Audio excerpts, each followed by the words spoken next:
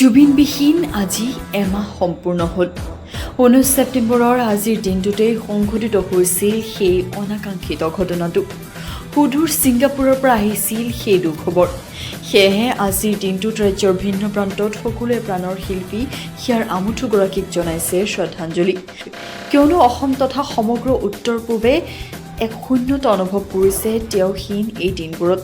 ৰাজ্যজুৰি ভিন্ন প্ৰান্তত দুখ প্ৰকাশ কৰিছে অনুৰাগীয়ে। সংগীত প্ৰেমীসকলে নিজৰ নিজৰ ধৰণেৰে শ্ৰদ্ধাঞ্জলি জনাইছে প্ৰাণৰ শিল্পীগৰাকীক। বহুজনে সামাজিক মাধ্যমত লিখিছে, আমাক ন্যায় লাগে, জুবিনৰ মৃত্যুৰ সঠিক তদন্ত হওক।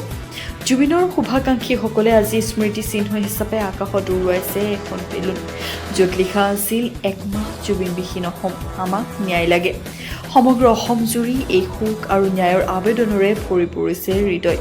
প্ৰিয় জুবিন গাৰ্গ, আপোনাৰ সংগীত আৰু আপুনি সদায় আমাৰ মাজত জীৱন্ত হৈ থাকিব।